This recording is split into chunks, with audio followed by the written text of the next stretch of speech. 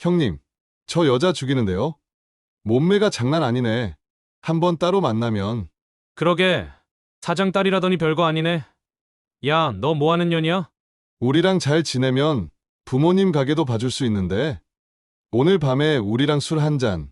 여자 보고 입에 담지 못할 소리 하면 이렇게 돼. 크크, 이년이! 비똑똑하는 조폭들이 찾아온 우리 가게. 하지만 그들은 우리 딸이 누군지 몰랐나 봅니다. 채널 구독과 좋아요는 다음 이야기를 만드는 큰 힘이 됩니다. 그럼 지금부터 가슴 뭉클하고 통쾌한 이야기 속으로 들어가 볼까요? 서울 외곽의 오래된 시장 골목. 아침 햇살이 좁은 골목 사이로 비치고 상인들의 부산한 움직임이 시작됩니다. 그 골목 한편에 자리한 진미식당은 벌써 된장찌개 냄새가 솔솔 풍기고 있었죠. 박만복은 주방에서 팔을 썰며 콧노래를 흥얼거렸습니다. 72살이라는 나이가 무색하게 손놀림은 여전히 날렵했죠. 아내 정춘자는 홀에서 테이블을 닦으며 만복을 바라봤습니다. 여보, 오늘 파 좀 많이 썰어둬요. 어제 손님이 파 많이 넣어달라고 했잖아요. 만복이 고개를 들어 아내를 보며 미소 지었습니다. 알았어요. 우리 춘자 말이라면 뭐든 들어야죠. 부부는 40년 넘게 이 자리에서 식당을 운영해왔습니다. 처음엔 포장마차로 시작했다가 열심히 모은 돈으로 이 작은 가게를 얻었죠. 세월이 흐르며 주변은 많이 변했지만 진미식당만은 그 자리를 지키고 있었습니다. 딸은 언제 한번 올까요? 벌써 2달이 넘었는데. 춘자의 말에 만복이 칼질을 멈췄습니다. 소진이 말이요? 바쁜가 봐요. 뭐 하는지는 정확히 모르겠지만 잘 지내고 있다니까 됐죠. 딸 박소진은 몇 년 전 대기업 보안팀에서 일하다가 갑자기 그만뒀습니다. 그 후로는 어딘가에 창업을 했다는 말만 들었을 뿐 구체적으로 뭘 하는지는 알 수 없었죠. 가끔 전화로 안부를 묻고 용돈을 보내올 뿐이었습니다. 그래도 얼굴은 좀 보고 싶네요. 혼자 사는 게 걱정되기도 하고. 춘자의 한숨에 만복이 아내 곁으로 다가갔습니다. 걱정 말아요. 우리 딸이 얼마나 강한데. 어릴 때부터 남자애들도 못 당했잖아요. 첫 손님이 들어왔습니다. 80이 넘은 이 할아버지는 매일 아침 된장찌개 한 그릇을 먹으러 오는 단골이었죠. 아이고, 어서 오세요. 오늘도 된장찌개죠? 그럼요. 여기 된장찌개가 최고지. 평화로운 아침이었습니다. 손님들이 하나둘 들어오고 만복과 춘자는 분주하게 움직였죠. 점심시간이 되자 가게는 손님들로 북적였습니다. 시장 상인들과 인근 직장인들이 주 고객이었죠. 그런데 며칠 전부터 이상한 일이 생기기 시작했습니다. 낯선 젊은 남자들이 가게 주변을 어슬렁거리는 게 목격된 거죠. 검은 옷에 문신이 드러나는 팔뚝, 어딘가 불량해 보이는 인상의 남자들이었습니다. 여보, 요즘 이상한 사람들이 돌아다니는 것 같아요. 춘자가 창밖을 내다보며 걱정스럽게 말했습니다. 그러게요. 전에 없던 사람들인데. 만복도 눈살을 찌푸렸습니다. 평화롭던 시장 골목에 어떤 그림자가 들이우기 시작한 것 같았죠. 저녁이 되자 손님들이 빠지고 가게는 한산해졌습니다. 부부는 청소를 하며 하루를 마무리하고 있었죠. 그때 가게 앞에서 시끄러운 소리가 들렸습니다. 야, 여기가 진미식당이라고. 맞는 것 같은데. 형님이 말한 데가 여기야. 굵은 목소리들이 가게 앞에서 웅성거렸습니다. 춘자가 불안한 표정으로 만복을 바라봤죠. 여보, 뭔가 이상해요. 만복이 앞치마를 벗으며 문 쪽으로 걸어갔습니다. 내가 나가볼게요. 춘자는 안에 있어요. 문을 열자 검은 정장을 입은 남자 서너 명이 서 있었습니다. 그중 가장 덩치가 큰 남자가 만복을 내려다봤죠. 사장님이신가요? 네, 무슨 일이죠? 남자가 비웃듯 코웃음을 쳤습니다. 무슨 일이긴요?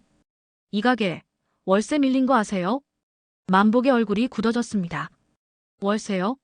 우리는 매달 꼬박꼬박 내고 있는데요. 아, 그래요? 그런데 우리가 가진 계약서에는 다르게 나와 있네요. 남자가 서류 뭉치를 꺼내 흔들었습니다. 만복은 당황한 표정으로 서류를 받아들었죠. 이게 뭐예요? 우리 계약서랑 다른데. 그건 나중에 천천히 얘기하고요. 일단 알아두세요. 이 가게, 우리 형님이 눈독 들이고 있다는 거. 남자들이 의미심장한 웃음을 지으며 돌아섰습니다.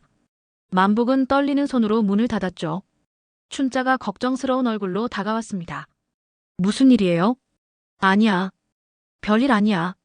만복은 아내를 안심시키려 했지만 불안감은 쉽게 가시지 않았습니다. 그날 밤 부부는 잠을 이루지 못했죠. 평생 땀 흘려 일군 가게에 무슨 일이 생기려는 걸까요? 다음 날 아침 가게 문을 열자 충격적인 광경이 펼쳐졌습니다. 간판이 스프레이로 낙서되어 있었고 유리창 한쪽이 금이 가 있었죠. 아이고, 이게 무슨... 춘자가 주저앉아 울음을 터뜨렸습니다. 만복은 주먹을 꽉 쥐고 이를 악물었죠. 경찰에 신고해야겠어요. 아니야. 괜히 일 키우지 말자. 내가 해결해 볼게. 만복은 딸에게는 절대 알리지 말자고 다짐했습니다. 소진이 걱정할까 봐서였죠. 하지만 이 모든 것을 지켜보는 눈이 있었다는 걸 부부는 아직 모르고 있었습니다. 시장 골목 저편 검은 승용차 안에서 한 여자가 쌍안경으로 진미식당을 바라보고 있었죠. 날카로운 눈빛과 단정한 차림새. 바로 박소진이었습니다. 감히 우리 부모님 가게를. 소진의 목소리는 차갑게 가라앉았습니다. 그녀는 이미 며칠 전부터 이상한 낌새를 눈치채고 부모님 몰래 감시를 하고 있었던 거죠. 조용히 전화기를 꺼내 어딘가로 전화를 걸었습니다. 나야. 작전 개시해. 진봉파 놈들이 드디어 꼬리를 드러냈어.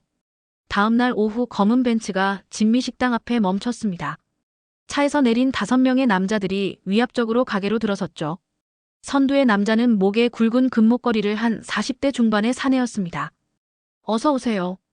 춘자가 떨리는 목소리로 인사했지만 남자들은 무시하고 가장 큰 테이블을 차지했습니다. 아줌마, 소주나 가져와. 빨리. 금목걸이를 한 남자가 만복을 불렀습니다. 사장님, 이리 좀 앉아봐요. 손님, 일하는 중인데요. 앉으라면 앉아. 옆에 건달이 테이블을 쾅 내리쳤습니다. 만복은 마지못해 자리에 앉았죠. 난 진봉파의 강두식이야. 우리 형님이 이진봉 사장님이지. 진봉파. 이 일대를 주름잡는 조직폭력배였습니다. 강두식이 서류를 꺼내 던졌죠. 이 가게 월세 3달 밀렸어. 연체료 합쳐서 5천만 원. 못 내면 가게 넘겨. 그게 무슨 소리예요? 우린 매달 꼬박꼬박. 닥쳐. 사흘 안에 결정해. 아, 그리고 강두식이 일어서며 만복의 어깨를 거칠게 쳤습니다. 딸이 있다던데? 부모가 이 모양인데 뭐하는 딸인지 궁금하네. 위협이었습니다. 만복의 얼굴이 새파랗게 질렸죠. 우리 딸은 건드리지 마세요. 그럼 빨리 결정해. 새벽 3시. 복면을 쓴 남자들이 진미식당을 습격했습니다. 쇠파이프와 망치로 유리창을 박살내고 가게 안을 초토화시켰죠. 그런데 맞은편 건물 옥상에서 한 여성이 야간 투시경으로 모든 장면을 촬영하고 있었습니다. 증거 확보 완료. 이제 시작이야. 박소진이었습니다. 무전기를 켜고 지시를 내렸죠. 전팀 준비하라. 내일부터 작전 개시다. 다음 날 아침 만복과 춘자는 처참하게 부서진 가게를 보고 망연자실했습니다. 춘자가 무너져 내렸죠. 평생 일군계. 한순간에. 그때 문이 벌컥 열렸습니다. 단정한 정장의 젊은 여성. 박소진이었죠. 엄마. 아빠. 소진아. 소진은 부서진 가게를 둘러보며 이를 악물었습니다. 진봉파죠? 부모님이 놀란 표정을 지었습니다. 소진이 어떻게 하는 걸까요? 내가 어떻게. 이제부터 제가 처리할게요. 밖에서 엔진 소리가 들렸습니다.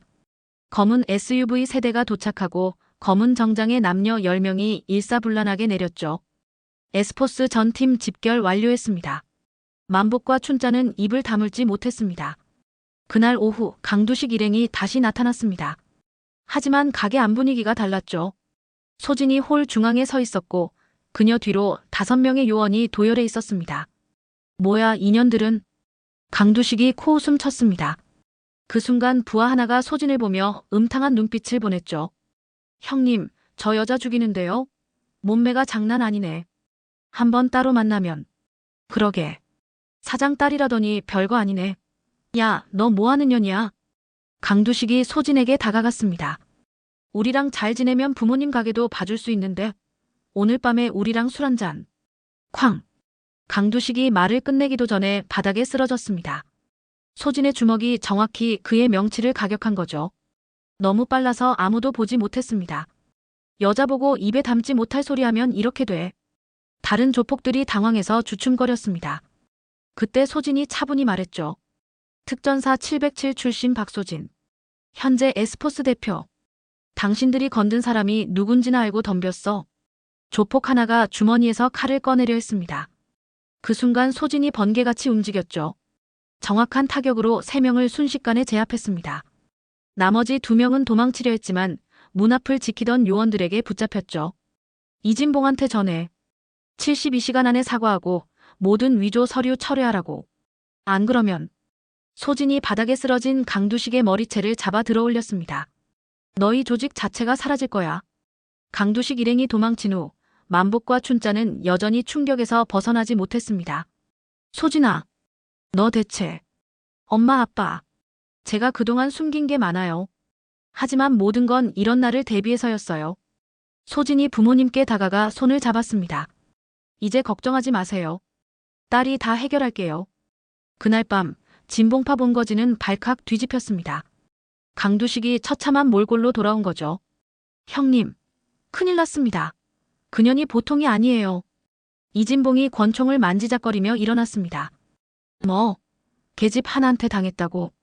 707 출신이래요. 무슨 경호업체 대표라고. 이진봉의 표정이 굳어졌습니다. 707이라면 대한민국 최정예 특수부대. 그런 인물이 왜 이런 작은 식당 일에 개입하는 걸까요? 좋아. 그럼 우리도 본격적으로 나서야겠군. 어둠 속에서 음모가 꿈틀거렸습니다.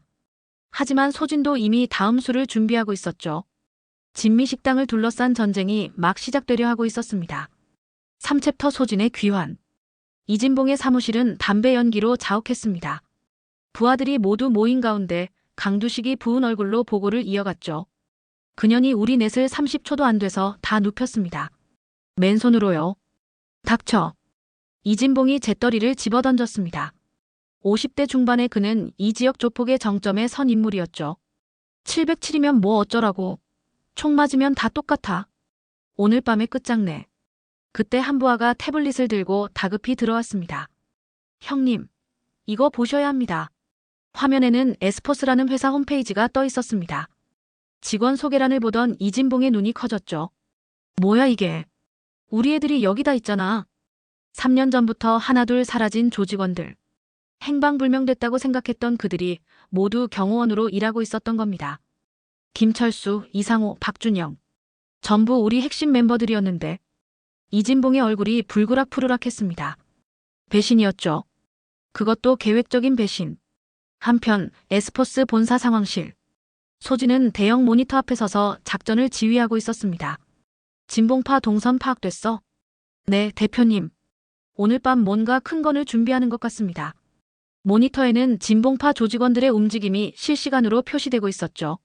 소진 옆에 선 김철수가 걱정스럽게 말했습니다. 대표님, 진봉이 직접 나선다면 위험합니다. 그는 총도 가지고 있고. 알아요. 그래서 준비한 게 있죠. 소진이 미소를 지었습니다. 그녀는 3년 전부터 이날을 준비해왔던 거였죠. 회상. 3년 전 어느 날 밤. 젊은 조폭 김철수가 골목에서 피를 흘리며 쓰러져 있었습니다. 조직 내 권력 다툼에서 밀려 숙청당할 위기였죠. 그때 한 여성이 나타났습니다. 살고 싶어? 누구? 선택해. 여기서 개처럼 죽을래? 아니면 새 삶을 살래? 그날 이후 김철수는 소진의 첫 번째 팀원이 되었습니다. 그리고 하나둘 조직 생활에 염증을 느낀 젊은 조폭들이 소진을 찾아왔죠. 다시 현재. 소진이 팀원들을 둘러봤습니다. 여러분은 더 이상 조폭이 아니에요. 정당한 경호원이고 이제는 약한 사람을 지키는 일을 하죠. 네, 대표님. 오늘 밤이 마지막입니다. 진봉파를 완전히 끝낼 거예요. 밤 10시. 진미식당 주변은 고요했습니다. 만복과 춘자는 소진의 만류로 근처 호텔에 피신해 있었죠. 검은 승합차 2대가 식당 앞에 멈췄습니다. 이진봉을 비롯한 조폭 15명이 내렸죠. 손에는 강목과 쇠파이프를 들고 있었습니다. 가게부터 완전히 부숴. 그녀는 내가 직접 처리한다. 그들이 가게로 들어서려는 순간 가로등이 일제히 꺼졌습니다. 어둠이 내려앉아 조폭들이 당황했죠. 뭐야? 정전이야? 휙. 어둠 속에서 무언가 날아왔습니다. 최루탄이었죠. 연기가 피어오르자 조폭들이 기침하며 허둥댔습니다. 캑캑. 뭐야 이게? 매복이다. 그때 어둠 속에서 검은 그림자들이 튀어나왔습니다. 에스포스 요원들이었죠. 야간 투시경을 쓴 그들은 정확하게 조폭들을 제압했습니다. 으악! 형님! 형님!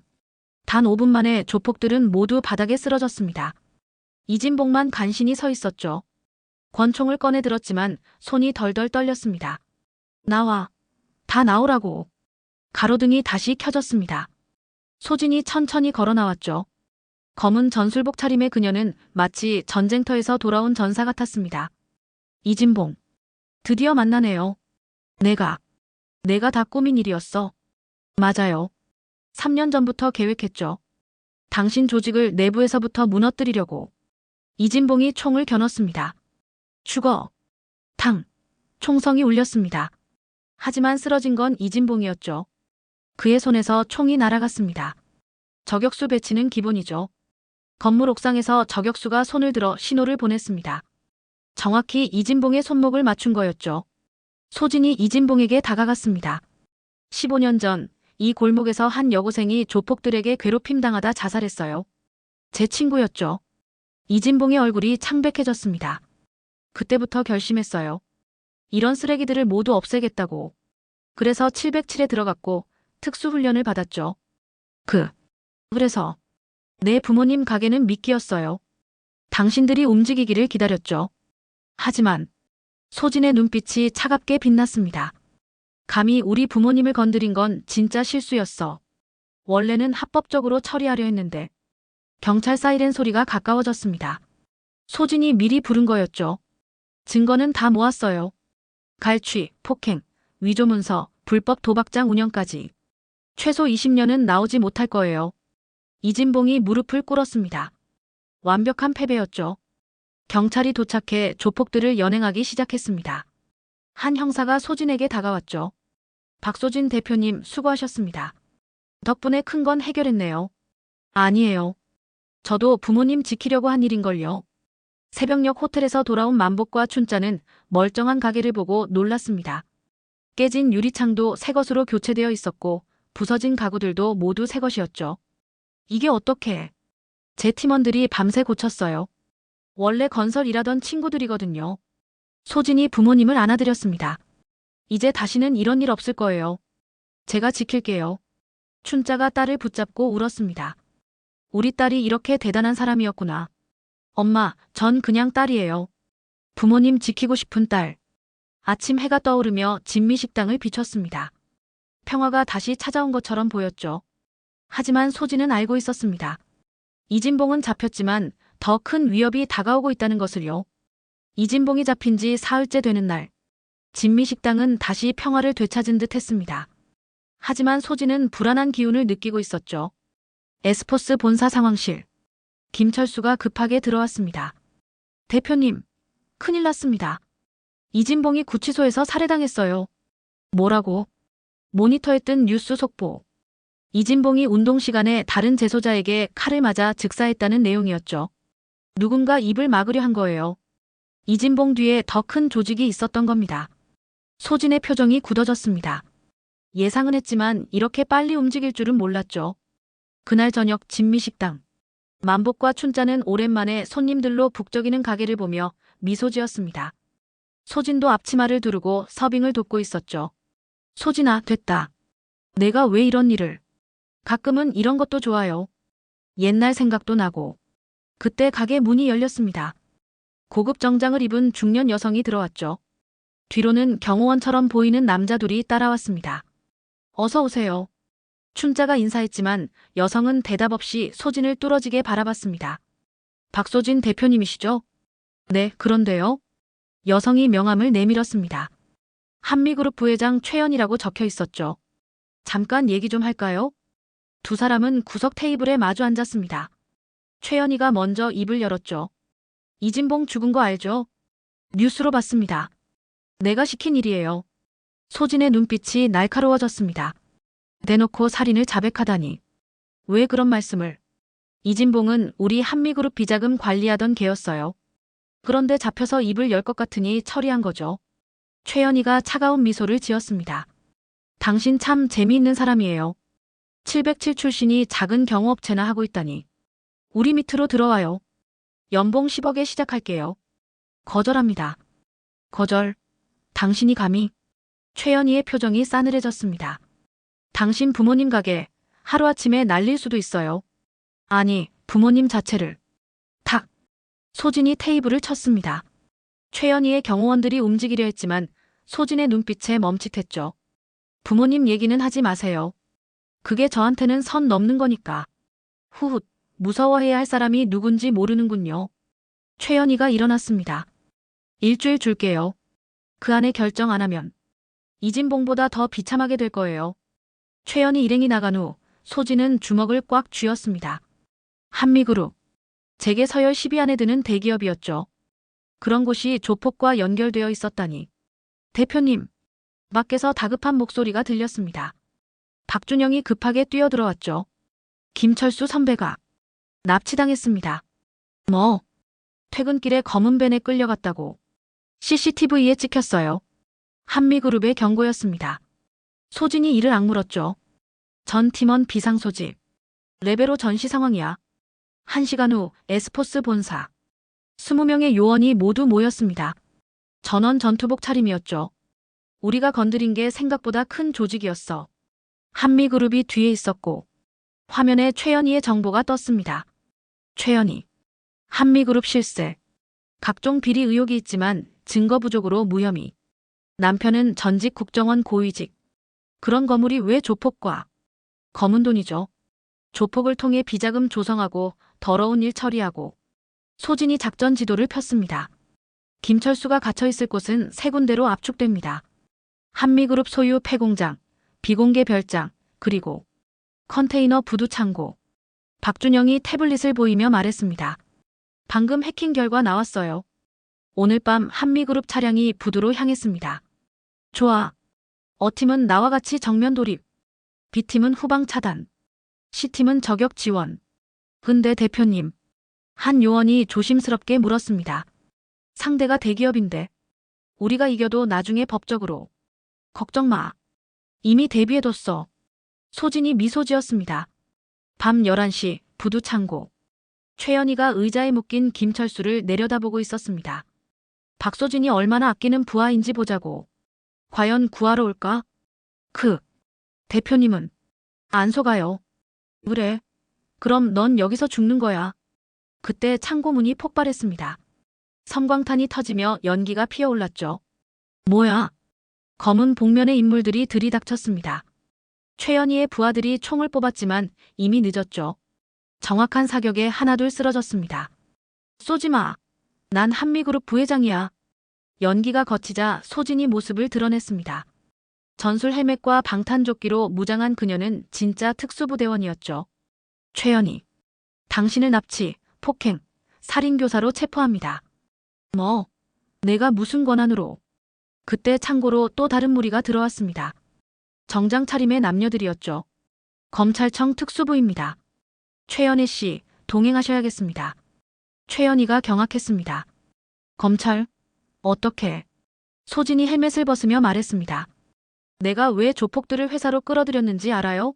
그들이 가진 정보 때문이었어요. 3년간 모은 증거들을 검찰에 넘겼죠. 2년이. 아, 그리고 당신이 이진봉 죽인 것도 다 녹음했어요. 아까 식당에서. 소진이 작은 녹음기를 보였습니다. 최연희의 얼굴이 새하얗게 질렸죠. 검찰이 최연희를 연행하자 소진은 김철수에게 다가갔습니다. 괜찮아? 네. 대표님. 죄송합니다. 미안할 거 없어. 우린 가족이니까. 부두를 나서며 소진이 하늘을 올려다봤습니다. 별이 빛나고 있었죠. 이제 시작이야. 더 큰 놈들이 남아있어. 한미그룹 본사에서는 이미 비상회의가 열리고 있었습니다. 최연희의 체포로 발칵 뒤집힌 거죠. 그리고 그 회의장 한 구석, 그림자에 가려진 한 남자가 조용히 전화를 걸었습니다. 박소진. 제거해. 최연희 체포 다음 날 새벽. 소진은 에스포스 본사에서 밤을 새웠습니다. 모니터에는 한미그룹 관련 자료들이 빼곡히 떠 있었죠. 대표님, 좀 쉬세요. 이틀째 못 주무신 거 아니에요? 박준영이 커피를 건네며 걱정스럽게 말했습니다. 괜찮아. 뭔가 놓친 게 있어. 최연희가 너무 쉽게 잡혔어. 그때 보안 알람이 울렸습니다. 건물 주변에 수상한 움직임이 포착된 거죠. 침입자다. 전원 전투 준비. 하지만 들어온 건 의외의 인물이었습니다. 50대 후반의 남자. 고급 정장 차림이었지만 어딘가 초췌해 보였죠. 전 한미그룹 전무 정태섭입니다. 박소진 대표를 만나러 왔어요. 회의실. 정태섭은 떨리는 손으로 서류 뭉치를 꺼냈습니다. 최연희는 빙산의 일각이에요. 진짜는 따로 있습니다. 누구죠? 한미그룹 회장 한동욱. 제 매형이기도 하죠. 그가 모든 걸 기획했어요. 정태섭이 낸 서류에는 충격적인 내용이 담겨 있었습니다. 마약 밀매, 인신매매, 심지어 살인 청부까지. 이걸 왜 이제? 딸이 있어요. 18살인데. 어제 납치당했습니다. 내가 발 빼려 한다는 걸 눈치챈 거죠. 정태섭이 울먹였습니다. 제발, 우리 딸만 구해주세요. 모든 걸 증언하겠습니다. 소진이 서류를 살펴보다 멈췄습니다. 한 장의 사진. 거기엔 젊은 시절의 한동욱과 또 다른 남자가 있었죠. 이 사람은 국정원 현직 부장 강석준입니다. 한동욱의 사촌이죠. 그가 뒤를 봐주고 있어요. 퍼즐이 맞춰지기 시작했습니다. 조폭 대기업, 그리고 국가 권력까지 연결된 거대한 카르텔이었죠. 딸이 어디 있는지 알아요? 한미그룹 비밀 별장이 있어요. 경기도 산속에. 거기 지하에 감금 시설이 있습니다. 소진이 일어났습니다. 알겠습니다. 구해올게요. 대신 약속 지켜야 합니다. 오후 3시. 진미식당은 한산했습니다. 만복이 주방을 정리하고 있을 때 낯선 손님이 들어왔죠. 어서 오세요. 박만복 사장님이시죠? 정장 차림의 중년 남자였습니다. 어딘가 차가운 인상이었죠. 네, 그런데요. 국정원에서 나왔습니다. 따님 관련해서 얘기할 게 있어서요. 만복의 얼굴이 굳어졌습니다. 남자가 명함을 내밀었죠. 국정원 대테러센터 부장 강석준. 따님이 요즘 위험한 일에 관여하고 있더군요. 국가 안보를 위협하는 수준이에요. 무슨 소리를. 우리 딸은 합법적인 회사를. 합법이요? 무기 밀반입, 불법 감청, 폭력 행사. 이게 합법입니까? 강석준이 사진들을 펼쳤습니다. 소진이 작전 수행하는 모습들이었죠. 우리 딸은 나쁜 사람들로부터 시민을 지키는. 그건 국가가 할 일이죠. 개인이 나설 문제가 아닙니다. 강석준이 일어서며 말했습니다. 따님께 전하세요. 손 떼라고. 안 그러면 테러리스트로 규정할 수밖에 없습니다. 그가 나간 후 만복은 급히 소진에게 전화했습니다. 하지만 연결되지 않았죠. 같은 시각 경기도 산속. 소진과 정예 요원 10명이 숲속에 매복해 있었습니다. 저 멀리 고급 별장이 보였죠. 적외선 탐지 결과 경비 인원 20명. 모두 무장 상태입니다. 지하에 열 반응이 있어요. 아마 인질이. 소진이 작전을 지시했습니다. 어팀은 정면, B팀은 후방. 전원 마취총 사용. 살상은 최소화한다. 알겠습니다. 오후 5시 정각. 작전이 시작됐습니다. 연막탄이 터지고 요원들이 일제히 진입했죠. 침입자다. 막아. 경비원들이 총을 쏘기 시작했습니다. 실탄이었죠. 소진이 몸을 날려 엄폐물 뒤로 숨었습니다. 실탄 대응 허가. 자기 방어만. 치열한 총격전이 벌어졌습니다. 하지만 707 출신 소진과 훈련받은 요원들에게 일반 경비원들은 상대가 안 됐죠. 15분 만에 지상이 제압됐습니다. 소진이 지하로 향했죠. 철문을 폭파하고 들어가자 충격적인 광경이 펼쳐졌습니다. 감금된 사람이 한 명이 아니었습니다. 남녀노소 10명이 넘는 사람들이 쇠창살 안에 갇혀 있었죠. 도와주세요. 제발. 살려주세요. 소진이 이를 악물었습니다. 인신매매 피해자들이었죠. 그 중에서 정태섭의 딸을 찾아냈습니다. 정민지 양이죠. 아버지가 보냈어요. 아빠가요? 정말요? 소진이 모든 인지를 구출하고 있을 때 밖에서 요란한 소리가 들렸습니다. 헬기 소리였죠. 대표님, 군 헬기가 접근 중입니다. 뭐? 밖으로 나가자 검은 헬기 세대가 별장을 포위하고 있었습니다. 스피커에서 목소리가 흘러나왔죠. 국정원이다. 전원 무기 버리고 항복하라. 강석준이었습니다. 소진이 무전기를 켰죠. 본부, 상황 파악됐어? 네, 대표님. 언론사 10곳에 생중계 시작했습니다. 국민들이 다 보고 있어요. 소진이 미소 지었습니다. 이미 예상한 시나리오였죠. 강석준, 당신이 지키려는 게 국가야? 아니면 한동욱이야? 헬기에서 특수부대원들이 레펠로 내려왔습니다. 하지만 그 순간 별장에서 구출된 인질들이 카메라 앞에 모습을 드러냈죠. 우린 한미그룹에 납치됐어요. 도와주세요. 이 사람들이 우릴 구해줬어요. 생방송을 보던 국민들이 발칵 뒤집혔습니다. 댓글이 폭주했죠. 국정원이 왜 피해자 구한 사람들을 체포해? 한미그룹이 인신매매를 했다고. 이거 완전 유착 아니야? 강석준의 얼굴이 일그러졌습니다.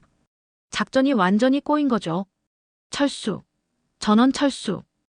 헬기들이 급히 물러갔습니다. 소진은 인질들을 대피시키며 생각했죠. 이제 진짜 전쟁이 시작됐어. 그날 밤 한동욱은 집무실에서 분노에 떨고 있었습니다. 그녀를 아직도 못 잡았다고. 죄송합니다. 하지만 여론이. 닥쳐. 내일까지 처리 못하면 너희들부터 정리한다. 어둠 속에서 더 큰 폭풍이 몰려오고 있었습니다. 별장 사건 이후 이틀째. 소진은 에스포스 본사 옥상에 홀로 서 있었습니다. 새벽의 차가운 바람이 얼굴을 스쳤죠. 손에는 오래된 사진 한 장이 들려 있었습니다.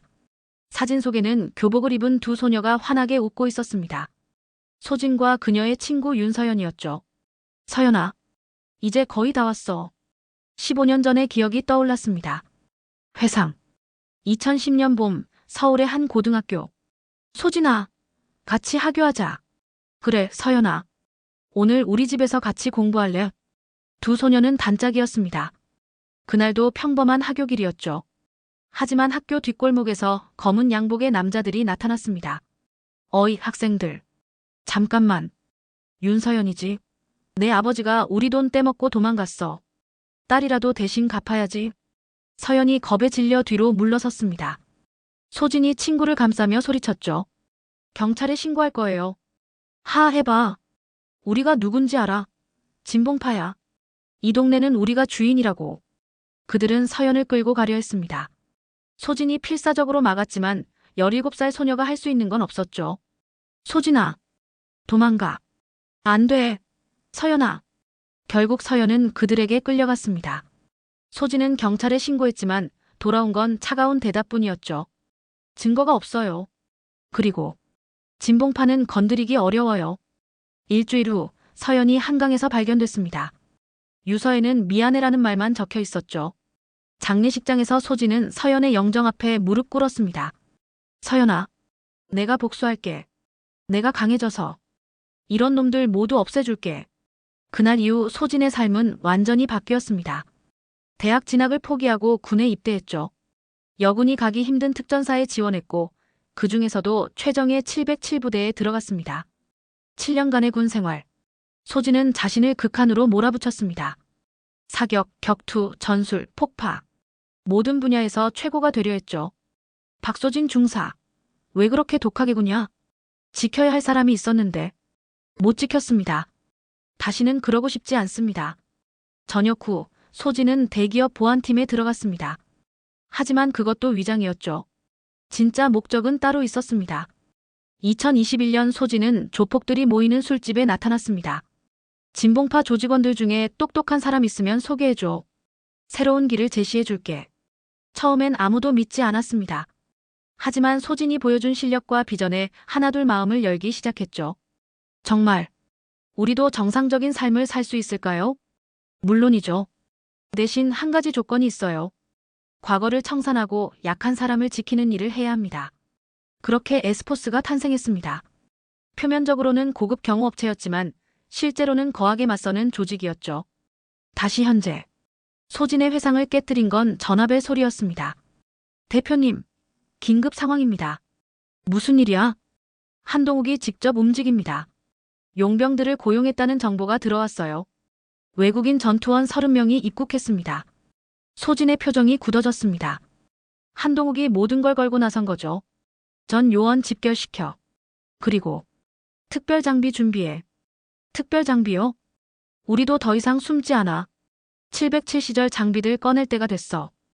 에스포스 지하 무기고. 그동안 봉인되어 있던 문이 열렸습니다. 안에는 군용 장비들이 가득했죠. 와, 이게 다 어떻게? 합법적으로 구매한 거야. 경호업체는 특수장비 소지가 가능하거든. 소진이 장비를 하나씩 점검했습니다. 방탄복, 특수 헬멧, 야간 투시경, 그리고 대표님, 이건 설마 K 소총. 반자동으로 개조된 민수용이야. 하지만 충분해. 그때 박준영이 급히 들어왔습니다. 대표님, 부모님 가게에 수상한 사람들이 접근하고 있습니다. 소진의 눈빛이 차갑게 변했습니다. 감히 또 부모님을. 진미식당 주변. 외국인으로 보이는 남자들이 가게를 둘러싸고 있었습니다. 만복과 춘자는 아직 눈치채지 못한 채 저녁 준비를 하고 있었죠. 타겟 확인. 노부부 맞음. 제거 준비. 용병 대장이 무전으로 지시했습니다. 부하들이 무기를 꺼내려는 순간 탕! 탕! 저격 총소리와 함께 용병 둘이 쓰러졌습니다. 저격수다. 엄폐. 하지만 이미 늦었습니다. 사방에서 에스포스 요원들이 나타났죠. 건물 옥상, 골목 모퉁이, 심지어 맨홀에서까지. 포위됐다. 전원 무기 버려. 용병들이 저항하려 했지만 숫자와 지역 모두 분리했습니다. 그때 검은 오토바이가 굉음을 내며 나타났죠. 소진이었습니다. 헬멧을 벗은 그녀의 눈빛은 분노로 가득했죠. 우리 부모님 건드리려 했어. 용병 대장이 한국말로 비웃었습니다. 한동욱 회장님이 10억을 줬어. 내 부모 머리값으로. 그래. 그럼 내 머리값은 얼마일까? 소진이 순식간에 거리를 좁혔습니다. 용병 대장이 총을 뽑기도 전에 그의 손목을 꺾었죠. 으악. 전에. 한동욱에게. 이제 내가 직접 찾아간다고. 경찰이 도착해 용병들을 연행했습니다. 소진은 부모님이 있는 가게로 들어갔죠. 엄마, 아빠. 어머, 소진아. 밖이 왜 이렇게 시끄러워? 부모님은 아무것도 모르고 있었습니다. 소진은 안도의 한숨을 쉬었죠. 아무것도 아니에요. 그런데 오늘은 일찍 문 닫고 집에 가세요. 왜? 무슨 일 있어? 큰일은 아니고. 제가 곧 마무리할 일이 있어서요. 소진은 부모님을 안전한 곳으로 대피시킨 후 에스포스 본사로 돌아왔습니다. 회의실에는 전 요원이 모여 있었습니다. 모두들 비장한 표정이었죠. 내일 새벽 한미그룹 본사를 친다. 대표님, 그건 너무. 한동욱이 먼저 선을 넘었어. 이제 끝장을 봐야 해. 소진이 작전판에 한미그룹 본사 도면을 펼쳤습니다. 오전 5시. 한동욱은 항상 그 시간에 비밀 사무실에 있어. 거기서 끝낼 거야.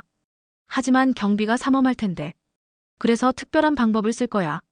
소진이 미소 지었습니다. 우리가 누구야? 대한민국 최고의 경호원들이잖아. 그리고 소진이 벽에 걸린 사진을 바라봤습니다. 서연과 찍은 마지막 사진이었죠. 이제 약속을 지킬 때야. 새벽 4시 30분. 서울 도심의 한미그룹 본사 앞.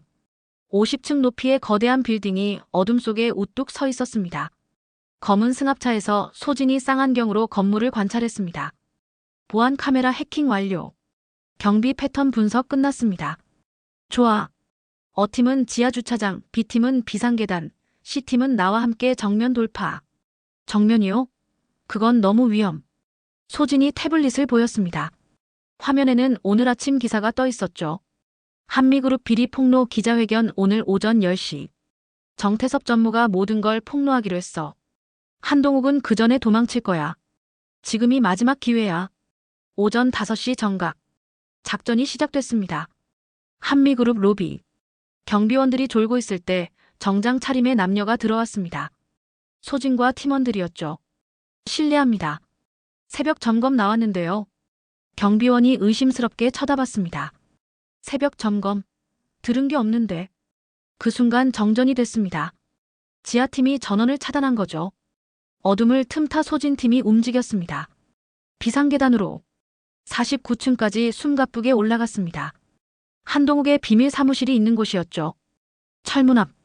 소진이 특수장비로 잠금 장치를 해제했습니다. 문이 열리자 놀라운 광경이 펼쳐졌죠. 한동욱이 서류를 태우고 있었습니다.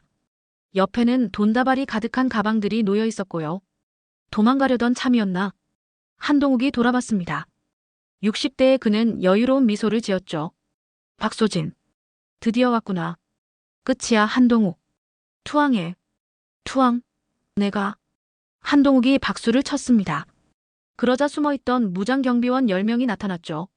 함정인 줄도 모르고. 넌 너무 감정적이야. 그게 약점이지.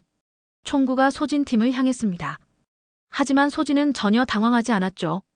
누가 함정에 걸렸는지 보자고. 그때 경비원 중 절반이 갑자기 총을 돌렸습니다. 나머지 경비원들을 향해서요. 뭐야? 우리 사람들이야. 넌 부하 관리도 제대로 못하나 봐. 배신당한 경비원들이 제압당했습니다. 한동욱의 얼굴이 일그러졌죠. 이럴 수가. 소진이 한동욱에게 다가갔습니다. 15년 전 진봉파를 시켜 여고생을 죽음으로 몰았지. 윤서연이라고 기억해? 한동욱의 눈이 흔들렸습니다. 그게 어떻게? 서연이 아버지가 폭로하려던 게 당신 비리였어. 그래서 조폭을 시켜 입을 막은 거지. 소진이 녹음기를 꺼냈습니다. 재생 버튼을 누르자 한동욱의 목소리가 흘러나왔죠. 그 계집애 하나 처리하는 게 뭐가 어려워. 깔끔하게 자살로 위장하라고. 15년 전 통화 녹음이었습니다. 진봉파 간부가 보관하고 있던 것을 소진이 입수한 거죠. 이런 증거가 더 있어. 인신매매, 마약거래, 살인교사. 다 있지. 한동욱이 주머니에서 권총을 꺼냈습니다. 그래서 날 잡으면 서연이가 살아 돌아와. 아니. 하지만 더 이상 희생자는 없을 거야. 웃기는군. 정의의 사도 행세야? 한동욱이 총을 겨눴습니다. 하지만 그의 손은 떨리고 있었죠. 쏴. 하지만 넌 끝이야. 이미 언론이 이 건물을 둘러쌌거든. 정말로 창밖에는 방송국 중계차들이 도착해 있었습니다. 건물 앞엔 취재진이 가득했죠. 특종. 한미그룹 회장실에서 무장대치 중. 박소진 대표가 한동욱 회장과 대면하고 있습니다. 생방송이 시작됐습니다. 순간 한동욱의 휴대폰이 울렸죠. 여보세요? 사촌형. 나야 강석준이야. 당장 투항해. 안 그러면 나까지 끝장이야. 너마저. 한동욱이 무너졌습니다. 권총을 떨어뜨리고 무릎을 꿇었죠. 졌다. 완전히 졌어. 경찰 특공대가 진입했습니다. 한동욱은 순순히 체포됐죠. 한동욱 당신을 살인교사, 횡령, 조직폭력 연루 혐의로 체포합니다. 연행되면서 한동욱이 소진을 받습니다. 대단하군. 근데 알아. 난 그냥 얼굴 마담이야. 진짜는 따로 있어. 뭐? 조만간 알게 될 거야. 넌 아직 끝이 아니야. 의미심장한 말을 남기고 한동욱은 끌려갔습니다. 건물 밖으로 나온 소진에게 기자들이 몰려들었습니다. 박 대표님, 한마디 해주세요. 어떻게 이런 거대 조직을 무너뜨렸습니까? 소진이 카메라를 바라봤습니다. 전 그저 약속을 지켰을 뿐입니다. 죽은 친구와의 약속을요. 앞으로 계획은 악한 권력으로부터 시민을 지키는 일을 계속할 겁니다. 그게 에스포스의 존재 이유니까요. 그날 오후 진미식당은 축제 분위기였습니다. TV에서는 한동욱 체포 소식이 계속 나오고 있었죠. 우리 딸이 이렇게 대단한 일을 했구나. 만복이 자랑스럽게 말했습니다. 춘자도 눈물을 글썽였죠. 고생 많았어, 우리 딸. 소진은 부모님 사이에 앉아 된장찌개를 먹고 있었습니다. 평범한 딸의 모습으로요. 엄마 된장찌개가 최고예요. 많이 먹어. 살 좀 쪄야지. 평화로운 순간이었습니다. 하지만 소진은 알고 있었죠. 한동욱의 마지막 말이 무엇을 의미하는지. 에스포스 본사. 정보팀이 급히 보고했습니다. 대표님, 해외 계좌 추적 결과가 나왔습니다. 한미그룹 뒤에 더 큰 조직이 있었어요. 어디? 국제범죄 조직 블랙오션입니다. 아시아 전체를 무대로 하는. 소진의 표정이 굳어졌습니다. 싸움은 아직 끝나지 않았던 거죠. 좋아. 그럼 우리도 더 커져야겠네. 소진이 서연의 사진을 바라봤습니다. 서연아, 아직 갈 길이 멀어. 하지만 포기하지 않을게. 창밖으로 노을이 지고 있었습니다. 긴 하루가 끝나가고 있었지만 새로운 싸움이 기다리고 있었죠. 한동욱 체포 후 석 달이 지났습니다. 서울의 풍경은 조금씩 달라지고 있었죠. 특히 서민들이 사는 골목에는 희망이 피어나고 있었습니다. 진미식당은 이제 시장의 명물이 됐습니다. 영웅의 부모님이 운영하는 식당이라는 입소문에 전국에서 손님들이 찾아왔죠. 아이고, 오늘도 줄이 길어요. 춘자가 행복한 한숨을 쉬었습니다. 만복은 주방에서 쉴 새 없이 요리를 하고 있었고요. 여보, 알바생 더 뽑아야겠어요. 가게 한쪽 벽에는 새로운 간판이 걸려 있었습니다. 진미식당 X 에스포스 안전존. 이곳뿐만이 아니었습니다. 시장 전체, 아니 서울 곳곳의 영세 상인들이 에스포스와 협약을 맺었죠. 더 이상 조폭의 갈취나 부당한 권력의 횡포는 없었습니다. 에스포스 본사. 규모는 3배로 커졌고 직원도 100명을 넘어섰습니다. 회의실에서 소진이 새로운 프로젝트를 발표하고 있었죠. 오늘부터 시민 안전 아카데미를 시작합니다. 일반 시민들도 자신을 지킬 수 있도록 무료 교육을 제공할 거예요. 대표님, 재정은 어떻게? 한미그룹 비자금 환수금 일부를 정부가 지원하기로 했어요. 피해자들을 위한 기금으로요. 김철수가 보고했습니다. 그리고 좋은 소식이 있습니다. 전국에서 전직 특수부대원들이 합류 의사를 밝혔어요. 심지어 해외에서도 연락이 왔습니다. 소진이 미소 지었습니다. 에스포스는 이제 단순한 경호업체가 아니었죠. 정의를 실현하는 조직으로 성장하고 있었습니다. 그때 박준영이 급히 들어왔습니다. 대표님, 국정원에서 연락이 왔습니다. 강석준 전 부장이 면회를 요청했대요. 구치소 면회실. 철창 너머로 강석준이 앉아 있었습니다. 한때 권력의 정점에 있던 그는 이제 초라한 죄수복을 입고 있었죠. 왜 불렀어요? 박 대표. 아니, 소진 씨. 할 말이 있어서. 강석준이 머뭇거렸습니다. 미안해요. 당신 친구. 윤서연 양 사건에 내가 개입했어요. 소진의 눈빛이 차가워졌습니다. 이제 와서 그런 말을? 한동욱이 말한 게 맞아요. 더 큰 조직이 있어요. 블랙오션이라고. 난 그들의 꼭두각시였을 뿐이에요. 강석준이 쪽지를 건넸습니다. 이건 그들의 한국 거점 정보예요. 속죄할 방법은 이것뿐이네요. 소진은 쪽지를 받아들었습니다. 복잡한 감정이 교차했지만 지금은 앞을 봐야 할 때였죠. 일주일 후 정부 청사. 소진은 대통령 표창을 받고 있었습니다.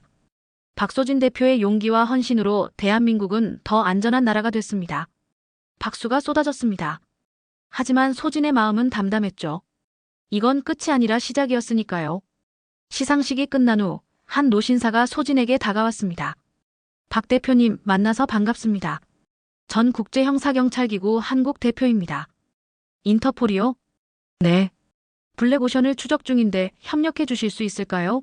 당신의 능력이 필요합니다. 소진은 잠시 고민했습니다. 더 큰 싸움이 기다리고 있었죠. 하지만 일단 부모님께 된장찌개나 얻어먹고 생각해 볼게요. 진미식당. 소진은 오랜만에 가족과 저녁을 먹고 있었습니다. 소진아, 요즘 너무 바쁜 거 아니니? 괜찮아요, 엄마. 하고 싶은 일 하는 거예요. 만복이 딸의 손을 잡았습니다. 우리가 항상 응원한다. 하지만 무리하지는 마라. 네, 아빠. 따뜻한 가족의 시간이었습니다. 소진은 이 평범한 행복을 지키기 위해 싸워왔고 앞으로도 그럴 것이었죠. 식사를 마치고 가게를 나서는데 젊은 여성이 다가왔습니다. 저, 박소진 대표님이시죠? 네, 그런데요. 전 윤서연의 사촌 동생이에요. 언니가 하늘에서 정말 고마워할 거예요. 여성이 깊이 인사했습니다. 소진의 눈가가 촉촉해졌죠. 아니에요. 전 그저 친구와의 약속을 지켰을 뿐이에요. 밤하늘을 올려다보니 별이 유난히 밝았습니다. 소진은 작게 중얼거렸죠. 서연아, 이제 시작이야. 더 많은 사람을 지킬 거야. 다음 날 아침, 에스포스 본사. 소진은 팀원들 앞에 섰습니다. 여러분, 우리의 다음 목표는 국제범죄 조직 블랙오션입니다. 쉽지 않을 거예요.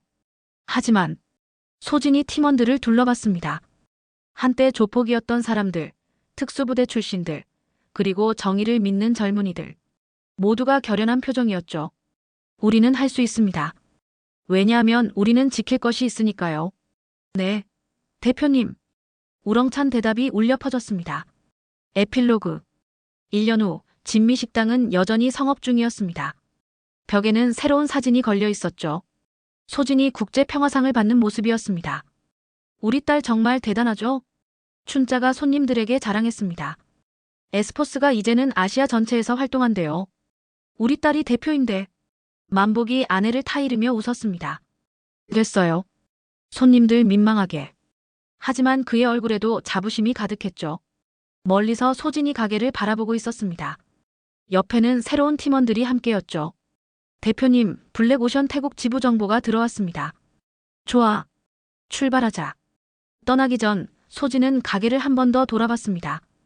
부모님의 웃음소리가 들려왔죠. 엄마, 아빠. 항상 건강하세요.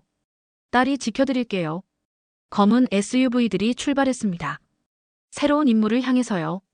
하지만 진미식당은 오늘도 그 자리에서 손님들을 맞이하고 있었습니다. 소박하지만 행복한 일상을 지키며 그것이 소진이 지켜낸 가장 소중한 것이었으니까요.